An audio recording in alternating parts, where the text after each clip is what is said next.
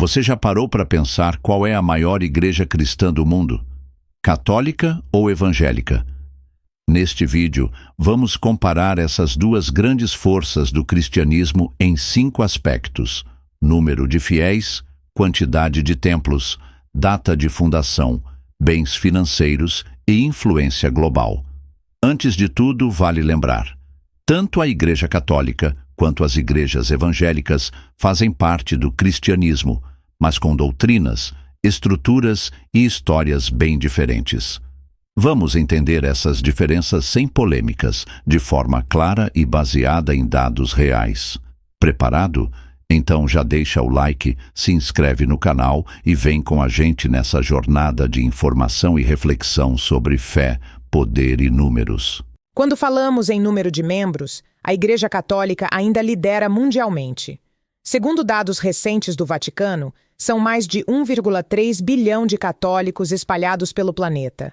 Já os evangélicos, somando todas as denominações, como pentecostais, neopentecostais, batistas, luteranos, entre outras, giram em torno de 900 milhões de pessoas no mundo.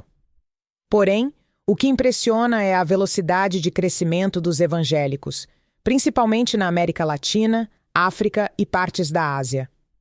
No Brasil, por exemplo, a proporção mudou muito nas últimas décadas. Enquanto em 1970 cerca de 90% da população era católica, hoje esse número caiu para cerca de 50%. Ao mesmo tempo, os evangélicos saltaram de menos de 5% para mais de 30%, com projeções que indicam que podem ultrapassar os católicos até 2032. Isso mostra que, em número absoluto, o catolicismo ainda lidera, mas os evangélicos crescem de forma acelerada. Quando falamos em número de membros, a Igreja Católica ainda lidera mundialmente. Segundo dados recentes do Vaticano, são mais de 1,3 bilhão de católicos espalhados pelo planeta. Já os evangélicos, somando todas as denominações, como pentecostais, neopentecostais, batistas, luteranos, entre outras, giram em torno de 900 milhões de pessoas no mundo. Porém, o que impressiona é a velocidade de crescimento dos evangélicos, principalmente na América Latina, África e partes da Ásia. No Brasil, por exemplo, a proporção mudou muito nas últimas décadas. Enquanto em 1970 cerca de 90% da população era católica, hoje esse número caiu para cerca de 50%.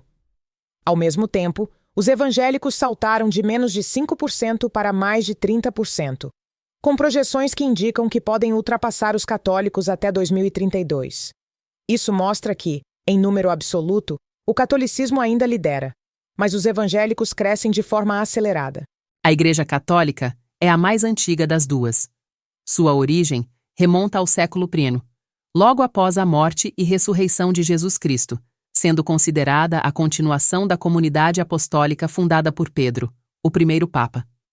Já o movimento evangélico surge muito depois, com a Reforma Protestante, em 1517, liderada por Martinho Lutero.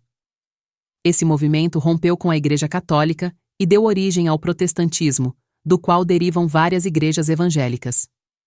No Brasil, os primeiros evangélicos chegaram no século XIX, mas foi a partir dos anos 1980 que o crescimento acelerou, especialmente com o surgimento das igrejas neopentecostais.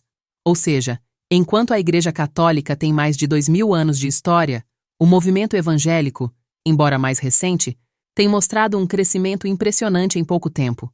No quesito financeiro, a Igreja Católica é dona de um dos maiores patrimônios do mundo religioso.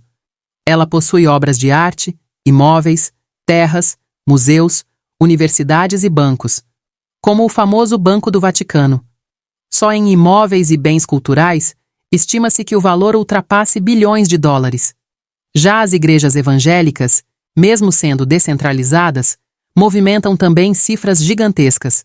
No Brasil, por exemplo, igrejas como a Universal do Reino de Deus, Assembleia de Deus e Mundial do Poder de Deus têm faturamento anual estimado em centenas de milhões de reais, com canais de TV, rádios, gravadoras, editoras e universidades.